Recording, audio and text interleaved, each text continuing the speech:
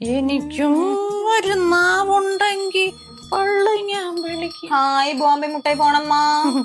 പണ്ടേ ഇതിലൊരു ഹിന്ദിക്കാരൻ ചെറുക്കൻ ബോംബെ മുട്ടായും കൊണ്ട് മണി അടിച്ചോണ്ട് അവനെ കാണുമ്പോ നീ ഇറങ്ങി വെളിയിൽ ചെന്നേക്ക്. എന്തിനു നിങ്ങൾ എനിക്ക് കാണിച്ചു തന്നില്ലല്ലോ അപ്പഴി? അന്ന് വാങ്ങിച്ചത് എന്ത് നിന്റെ പല്ലില് പുഴു വരുമായിരുന്നു. അതുകൊണ്ട് എന്ത് ചിരിക്കുമ്പോ നിനക്ക് നല്ല 4 പല്ല് കിട്ടിയില്ലേ? അമ്മ നോക്കമ്മ, ഇന്നാണ് കന്യാകുന്നിന് ഓണാഘോഷം തുടങ്ങണമ്മ, കാണാൻ പോവാം. പണ്ട് 10 ദിവസം സ്കൂൾ അടയ്ക്കുമ്പോഴേ നീ വരും ലൈറ്റ് കാണാൻ പോവാന്ന് പറഞ്ഞ ഇത്രേ ഉള്ളു. നീ അന്ന് കനകക്കുന്നില് കൊറേ ലൈറ്റ് ഒക്കെ ഇടുമായിരുന്നു. എന്നിട്ട് നിങ്ങൾ ഇതുവരെ കൊണ്ടുപോയില്ലല്ലോ. എങ്ങനെ കൊണ്ടുപോകും?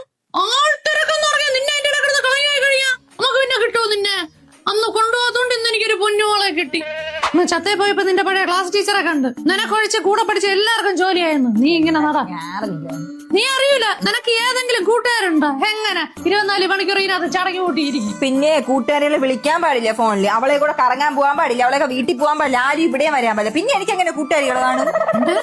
പെമ്പിള്ളാര് വല്ല വീട്ടിലും പോവല്ലേ, അവിടെ വല്ല ആൺചെറുക്കന്മാരും ഉണ്ടെങ്കിൽ പേരുദോഷം എന്നെ.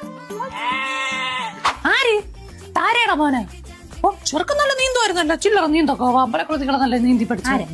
എടി നമ്മളെ താരയുടെ മോൻ ചെറുക്കൻ ഒളിമ്പിക്സിലൊക്കെ കിട്ടി. മത്തി നീന്തും കണക്ക് നീന്തും ചെറുക്കൻ. നിങ്ങൾ എന്നെ കൊച്ചിലെ അവിടെ നീന്താൻ വിടാത്തത്? എന്നെ മുട്ടറ്റം വെള്ളം നീ ചെന്ന് വീണ് നിനക്ക് എന്തെങ്കിലും പറ്റിക്കഴിഞ്ഞ എനിക്ക് വേറെ ആരുണ്ട്? അതുകൊണ്ടല്ലേ നിന്നെ ചെറുപ്പത്തിലൊന്നും വിടാത്ത.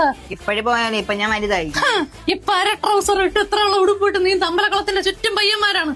നാണക്കേടുണ്ടാക്കാതെ കേറിപ്പോ. ഒരു വഴിക്കും വിടാതെ പിള്ളേരെ ഇങ്ങനെ വളർത്തുന്ന എന്തൊരു സുഖം പറയാമോ?